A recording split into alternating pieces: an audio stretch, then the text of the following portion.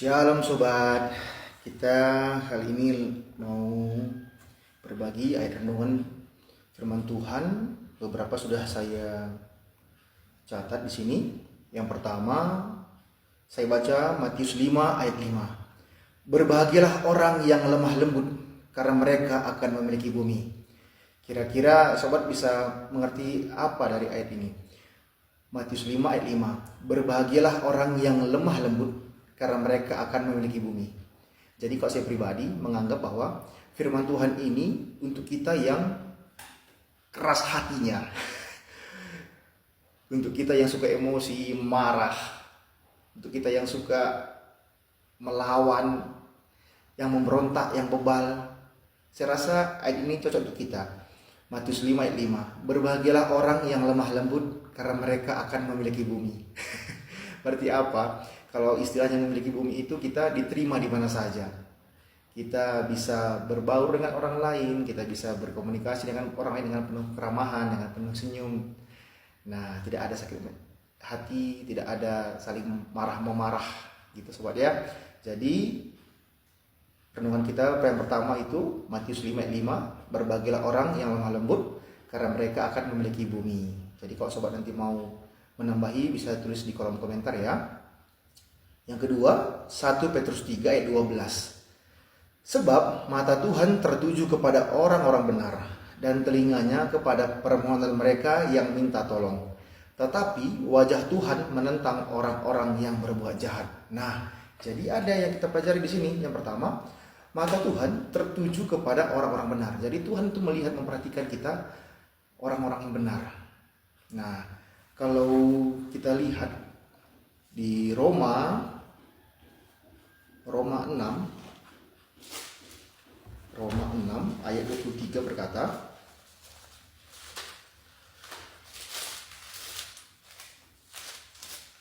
sebab upah dosa ialah maut, tetapi karunia Allah ialah hidup yang kekal dalam Kristus Yesus Tuhan kita. Jadi yang pertama, upah dosa ialah maut. Nah, kenapa upah dosa ialah maut? Kita baca Roma 3 ayat 23 sampai 24. Karena semua orang telah berbuat dosa dan telah kehilangan kemuliaan Allah, dan oleh kasih karunia telah dibenarkan dengan cuma-cuma karena penebusan dalam Kristus Yesus. Jadi yang pertama bahwa kita dibenarkan cuma-cuma karena penebusan dalam Kristus Yesus. Jadi mata Tuhan tertuju kepada orang-orang benar. Yang pertama, tidak ada yang benar. Semua manusia telah berbuat dosa, tetapi dibenarkan dengan cuma-cuma karena penebusan dalam Kristus Yesus. Roma 3 ayat 23 dan 24. Sehingga kita bisa pelajari juga di Roma 6 ayat 23. Sebab upah dosa ialah maut, tetapi karunia Allah ialah hidup yang kekal dalam Kristus Yesus Tuhan kita. Yang menjelaskan bahwa seharusnya manusia itu yang dihukum karena telah berbuat dosa, tetapi dibenarkan dengan cuma-cuma karena penebusan dalam Kristus Yesus. Nah sobat, kalau sobat kurang jelas bisa tulis di kolom komentar ya, kita bisa baca kembali. Dan telinganya kepada permohonan mereka yang minta tolong. Jadi Tuhan Yesus mendengarkan kita ketika kita meminta pertolongan. Tetapi wajah Tuhan menentang orang-orang yang berbuat jahat. Nah, siapa yang berbuat jahat sobat? Siapa yang berbuat jahat? Ya, orang yang berbuat jahat adalah orang yang tidak mengikuti perintah Tuhan. Kan gitu ya. Orang yang tidak mengikuti firman Tuhan. Dibilang Tuhan jangan membunuh, tapi membunuh. Nah, itu berbuat jahat kan ya.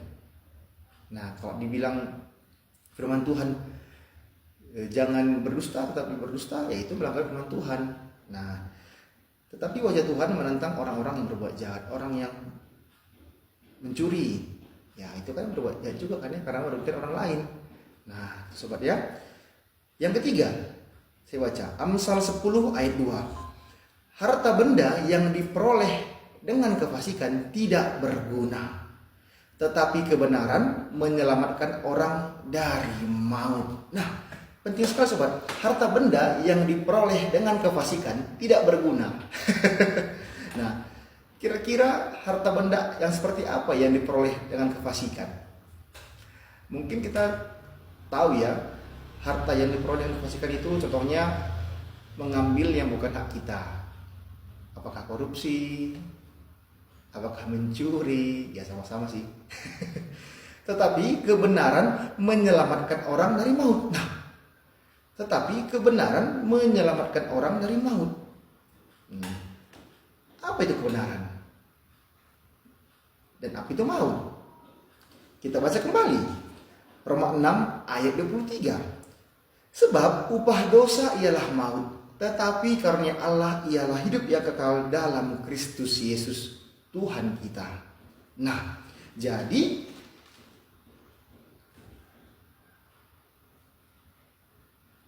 kebenaran menyelamatkan orang dari maut. Tuhan Yesus berkata di Yohanes 14 ayat 6, akulah jalan dan kebenaran dan hidup. Berarti apa? Tuhan Yesus menyelamatkan kita orang berdosa ini dari maut. Nah, makanya dikatakan tadi, tetapi kebenaran menyelamatkan orang dari maut. Sebab upah dosa ialah maut, tetapi karunia Allah ialah hidup yang kekal dalam Kristus Yesus Tuhan kita. Roma 6 ayat 23. Yohanes 14 ayat 6 berkata, Tuhan Yesus adalah jalan dan kebenaran dan hidup. Berarti apa? Tuhan Yesus yang menyelamatkan kita dari maut. Kenapa? Karena semua orang telah berbuat dosa. Kita baca kembali Roma 3 ayat 23 sampai 24. Karena semua orang telah berbuat dosa dan telah kehilangan kemuliaan Allah. Dan oleh kasih karunia telah dibenarkan dengan cuma-cuma karena penebusan dalam Kristus Yesus. Nah, jadi apa? Harta benda yang diperoleh dengan kefasikan tidak berguna, tetapi kebenaran, yaitu Tuhan Yesus Kristus, menyelamatkan orang dari maut. Itu yang saya pelajari dari Amsal 10 ayat 2. Selanjutnya, Matius 5 ayat 3. Berbahagialah orang yang miskin di depan Allah, karena merekalah yang mempunyai kerajaan surga. Kira-kira menurut sobat apa makna ayat ini? Berbahagialah orang yang miskin di depan Allah, karena merekalah yang mempunyai kerajaan surga. Jadi yang pertama, miskin itu diartikan orang yang kekurangan, yang tidak punya kekuatan lah kira-kira ya. Orang yang miskin di depan Allah, karena merekalah yang punya kerajaan surga. Berbahagialah orang yang miskin di depan Allah. Jadi menurut saya, orang yang miskin di depan Allah itu adalah orang yang kekurangan selalu akan bantuan Tuhan, akan pertolongan Tuhan, akan kasih karunia Tuhan. Di mana kalau kita merasa miskin, kita selalu datang kepada Tuhan. Karena Tuhan adalah Bapa kita.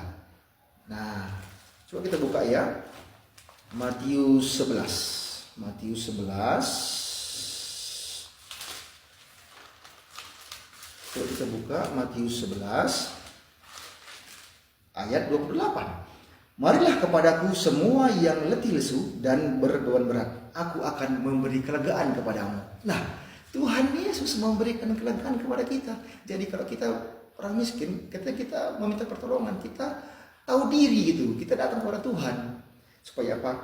Tuhan Yesus memberi kelegaan kepada kita. Apakah ada kelegaan kesehatan kita? Apakah kelegaan di dalam pekerjaan kita, dalam pelayanan kita? Kita bisa datang kepada Tuhan Yesus Kristus. Seperti Matius 11 ayat 28 berkata, marilah kepadaku semua yang letih lesu dan berbeban berat, aku akan memberi kelegaan kepadamu. Dan kita baca lagi Matius 6 ayat 7. Matius 7 ayat 7, maaf. Matius 7 ayat 7. Mintalah maka akan diberikan kepadamu. Carilah maka kamu akan mendapat. Ketoklah maka pintu akan dibukakan bagimu. Ayat 8-nya. Karena setiap orang yang meminta menerima, dan setiap orang yang mencari mendapat, dan setiap orang yang mengetok baginya pintu dibukakan. Berarti apa? Datang kepada Tuhan sobat, minta kepada Tuhan Yesus Kristus. Kenapa? Karena Tuhan Yesus memberikan kepada kita apa yang kita butuhkan. Nah, itu sobat ya. Nah, coba kita baca lagi Matius 6 ayat 33.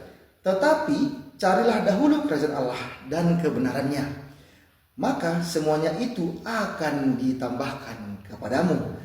Ayat 34-nya, sebab itu janganlah kamu khawatir akan hari besok, karena hari besok mempunyai kesusahannya sendiri. Kesusahan sehari cukuplah untuk sehari.